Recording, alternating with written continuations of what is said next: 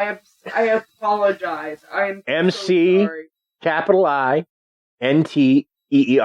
McInteer. That's okay, because my science teacher has a weird name like that. Her name is Miss McIlvain, and it's spelled similar. Yeah, it implies the Mick, I believe, is Irish, and the Mac is Scottish. Like if you meet a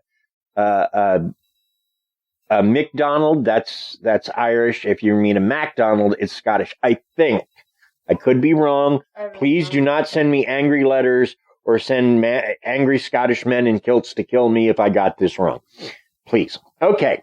That being said, we've got to do better, guys. Krysta's picking on Irish people because of their last name. You're saying Indians instead of Native Americans. We've got to come together and love everybody. I'm so sorry. Wow. I was totally got called out. I'm sorry. I apologize to anyone that I may have been offended by saying these things. Non-politically correct verbiage. I have only love for all peoples. Babe, anybody calling you out on anything doesn't know you. You're the most love-filled woman I know. It's part of the reason I stay with you. You forgive me all my faults, and I have tons of them. I get new ones every day. Yeah, you do. It's true. Some of them drop off and go live lives without me. It's sort of crazy. You're not wrong. So let's talk about the McInteer Villa. It was created by John McInteer. Now, he was born in Ireland in 1827 and came to the United States alone as a boy. Wow. He settled first in Philadelphia and later in Indiana. He was slowly working his way west. Sure. Where he learned the trade of harness making. Hearing of the opportunities existing in What's harness making?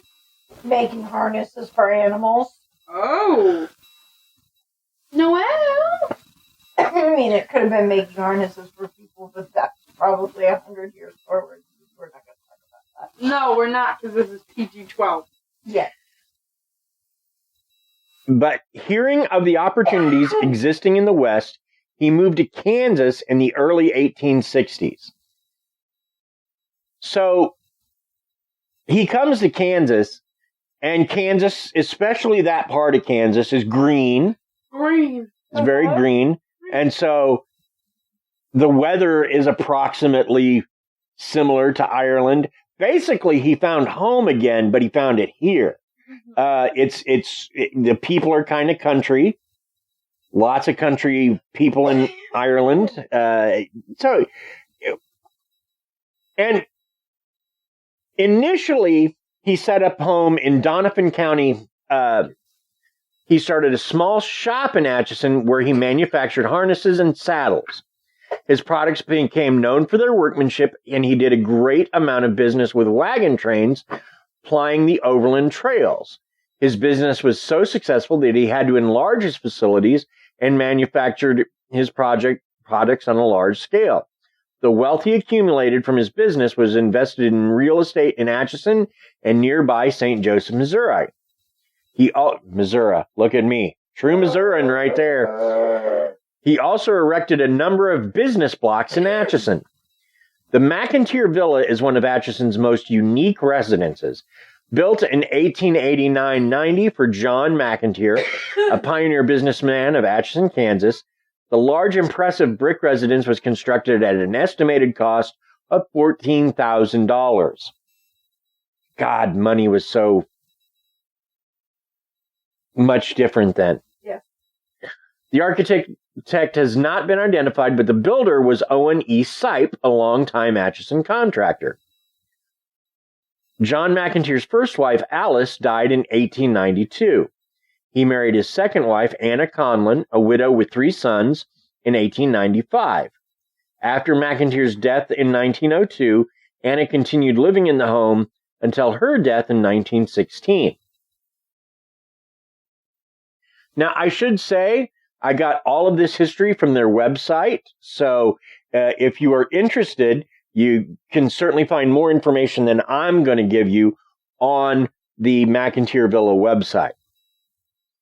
Now, this house was eventually home to large numbers of her Conlon relatives, including many children.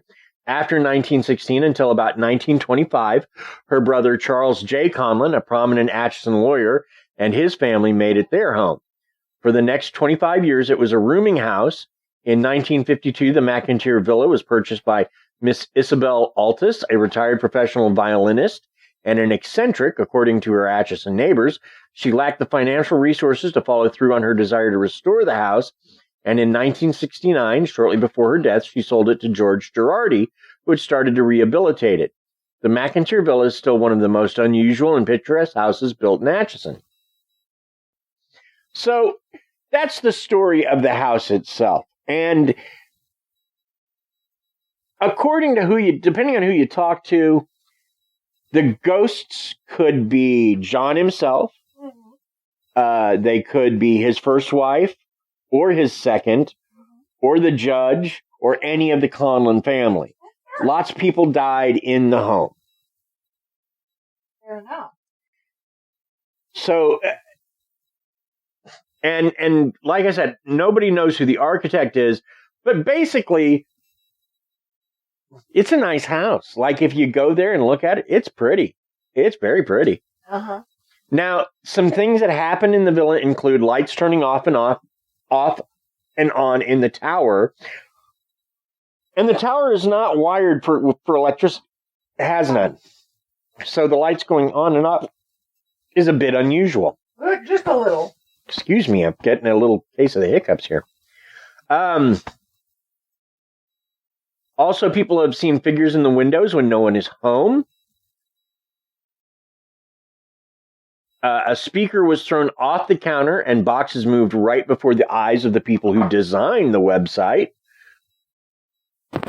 There's one of the people that lived in the house was named Goldie, and she died in a rocking chair. Well, it's been known to rock back and forth on its own. Sounds of doors slamming can be heard throughout the night. Footsteps walking down the hallway on the second floor have been heard throughout the night.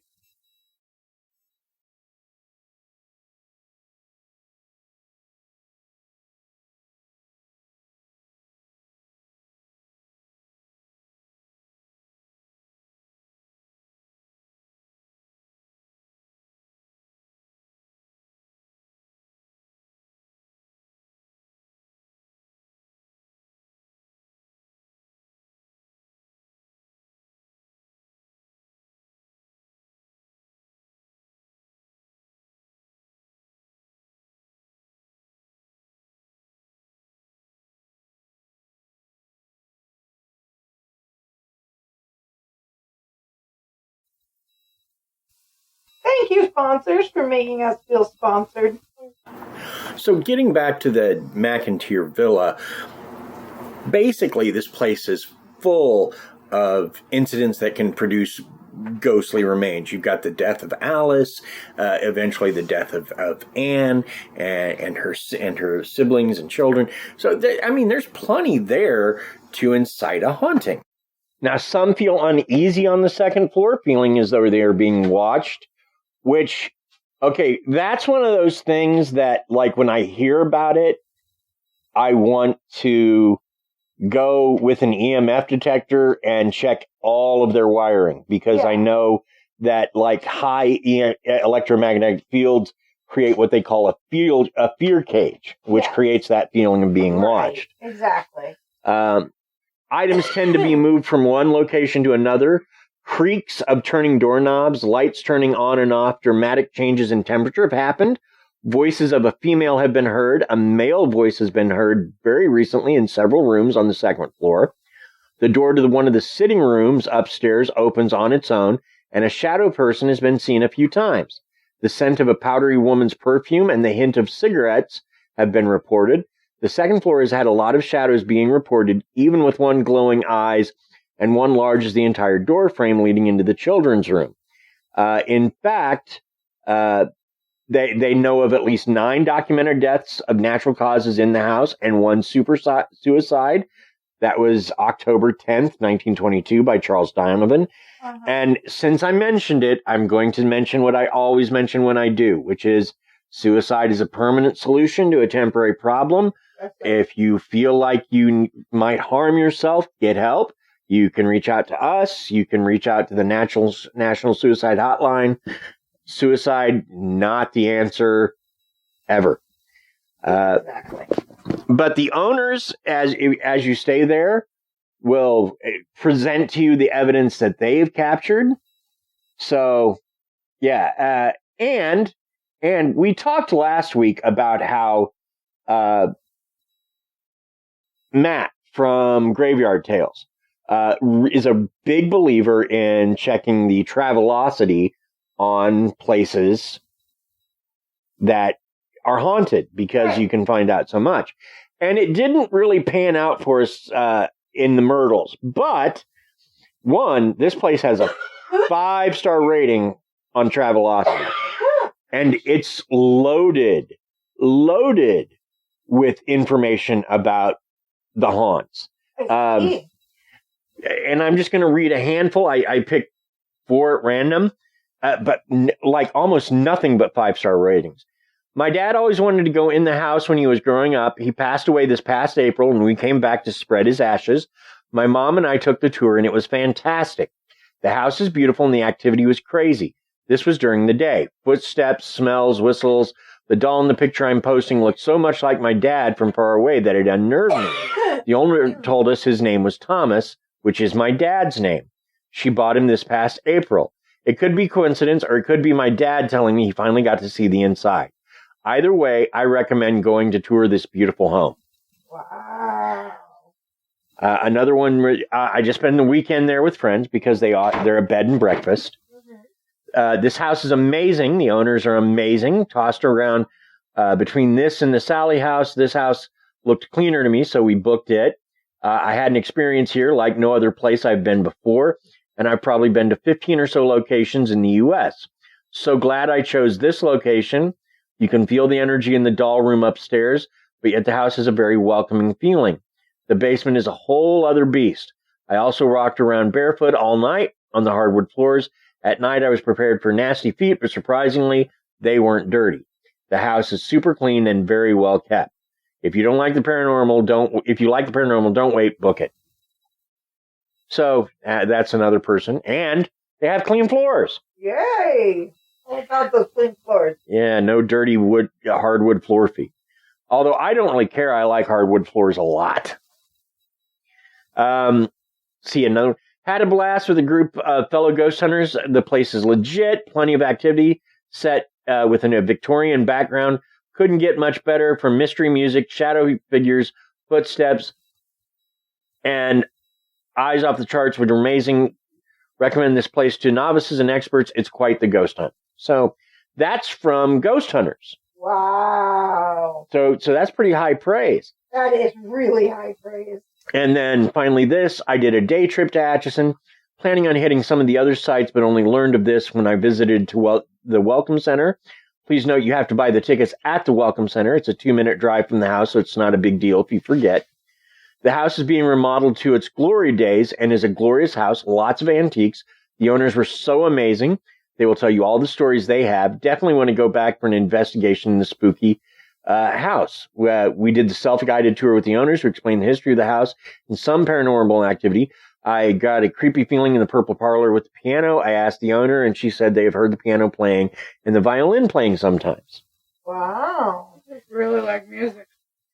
Well, the spirits seem to. So that's the McInteer Villa. Very cool. And it's not even the famous one. No. We're going to get to that. And see, here's the thing. We could have just done an episode all on the Sallie House all by itself. But the Sallie House has been covered by everybody. Everybody. Since it appeared on a show called Sightings in the 1990s, everybody talks about the Sallie House. So I didn't want to just do this place. I kind of wanted to do Atchison as a whole because there is so much more to it. And if you talk to the people there, it's not just these big famous houses that are haunted. People experience ghosts in their own homes, kind of like you were talking about in Fort Osage. Mm-hmm. So, yeah, it's very common. In Sibley, which is around Fort Osage, is what I was talking about. Yeah, Sibley, sorry. No, you're fine. So